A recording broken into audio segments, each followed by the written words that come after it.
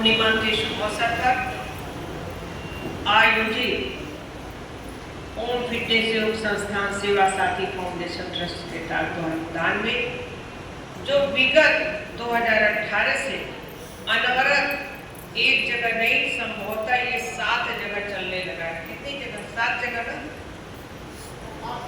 8 जगह चलने लगा है। और खुशी की बात है कि धर्मेंद्र प्रजापति जी जो योग साधक हैं, योग गुरु हैं, उन्होंने शनह शनह अकेले आए, अकेले चले, लेकिन वो 2 कदमों का जो चाल था, वो 2 कदमों का जो थाप था, वो 2 कदमों का जो एक दृढ़ता थी, वो आज कई कदमों में हो गया है। मैं बहुत बहुत बधाई देती हूँ आप लोगों को। शुभकामना हमारी कि आप स्वस्थ रहें, प्रसन्न रहें। और मैं बहुत खुशी होती हूँ, धर्मेंद्र से मैं बहुत प्रसन्न भी रहती हूँ, और हर उस जगह मैं प्रसन्न रहती हूँ जब महिलाओं को, और महिलाएं वैसे भी प्रथम पंक्ति की रहने वाली हैं, उन्हें उनके अंदर जो त्याग भावना है, उस त्याग के कारण उन्हें पिछली पंक्ति में शनह बहुत पिछली पंक्ति में किया जाने लगा है।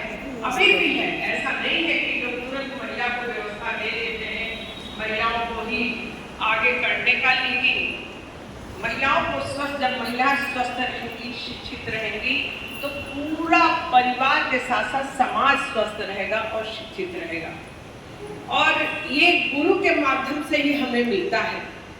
कहते हैं कि गुरु ब्रह्मा गुरु विष्णु गुरुर्देव महेश्वर गुरु साक्षात पर ब्रह्म तस्मै श्री गुरुवे नमः। श्री हम अपने गुरु के श्री चरणों में नमन करें, वंदन करें। और गुरु एक नहीं होता, गुरु वो भी होता है। आप अगर सीखना चाहेंगे तो हमें ये वृक्ष भी सिखाता है, हमें वो दूर्वा भी सिखाती है, जिस दूर्वा को हम ध्यान नहीं देते। हाँ, अभी गणेश वंदना हो रहा था, आपको भी पता है कि दूर्वा जो है ये गणपति भगवान को बहुत उससे खुश होते हैं, प्रसन्न होते हैं, क्योंकि उस दूर्वा की ताकत है। और दूर्वा ऐसे थोड़े ना तपती हुई धूप में उसको कोई पानी दे न दे, लेकिन उसके अंदर की वो दृढ़ता, एकता, और उसे जो है वो एक मिलजुल के रहने की जो व्यवस्था है, उसी के कारण वो पूरी तरह से छा रहता है, वही अपना एक शीतलता प्रदान करता है। तपती धूप में आप जाइए, सड़क जलती रहेगी, कहीं भी जाइएगा अगर जलन होगा, तो अगर थोड़ा भी धूप रहेगा, उसी तपती धूप में आप पाँव रखेंगी तो कोई भी, तो तुरंत वो जो है शीतलता प्रदान करता है। तो ये होता है कि हमें सीखना क्या है, हमें दूर्वा भी सिखाता है, हमें तपती धूप में रह के भी शीतलता कैसे, हम कितनी भी परेशानी में रहे, हम कम ही खाएं लेकिन और को भूखा न दे। हमें सीखने को अगर मिले, हमें वो भी ये हमें सिखा सकता है कि एक भिक्षा मांगने वाले से हम कहेंगे कि भिक्षा मांगने वाला हमें क्या सिखाएगा। लेकिन आप एक बार भिक्षाटन करने वाले की तरफ ध्यान दीजिए, कहीं भी दीजिए, उसका बुराई की तरफ मत देखिए कि वो उसके पास हाथ पैर है फिर भी वो कुछ नहीं करता।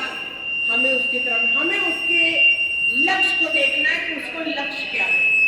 उसका लक्ष्य है कि जो भी यहाँ से जाएगा हमें उससे लेना है, हमें उसको व्यवस्था, हमें उसको अब उससे पैसा अर्जित करना है। लक्ष्य क्या है कि हमें उसके लिए वो दृढ़ रहता है, चाहे चौराहे पर देख लीजिए, कहीं भी देख लीजिए, तो हमें उससे दृढ़ता सीखनी चाहिए, हमें उससे लक्ष्य भी सीखना चाहिए कि हमें जो ये नहीं कि हम भीख मांगने का लक्ष्य बनाएं, हमारे अच्छे लक्ष्य को भी हम उसको बनाएं और उसी तरह दृढ़ रहें जैसे एक सड़क पे खड़ा हुआ भिखारी।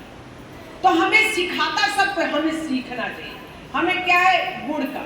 और हमारा शरीर ही बताता है कि हम जो है अगर किसी में एक उंगली दिखाते हैं, कमी दिखाते हैं कि देखो वो ऐसा है, वो ऐसा है, वो वैसा है, लेकिन तीगुनी उंगली तो हमारी तरफ रहती है। तो हमारा शरीर भी हमें शिक्षा देता है, कहते हैं कि 3 कमी तुम दूर कर लो तो अगले को कमी बताने की जरूरत नहीं। हम क्यों किसी में कमी देखते हैं, हम क्यों हम अपने को न सुधारें। और कहते भी हैं हम सुधरेंगे जब सुधरेगा। ये गायत्री परिवार के जो मुखिया थे आचार्य श्री राम शर्मा जी ने बताया है, हम सुधरेंगे जब सुधरेगा।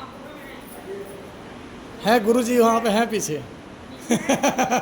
हाँ देखिए यहाँ पे है। हमें ज्ञान लेने, ये गुरु ऐसे ऐसे गुरुओं से योग का, देखिए हमारे देश का ही योग, और जब विदेश में चला गया, यही तो साधु संत ऋषि मुनि करते हैं। सुनते हैं कई कई साल तक पहाड़ों से नहीं निकलते उतरते, लेकिन वो कैसे जीवंत रहते हैं। उनके यहाँ तो कोई गैस का चूल्हा, कोई ऐसा भी होता है, वो फल खा के कंदराओं में रहते हैं। योग के द्वारा अपने को स्वस्थ रखते हैं, कोई दवाई नहीं। लेकिन आज हम क्या करते हैं, हर एक चीज की दवा है।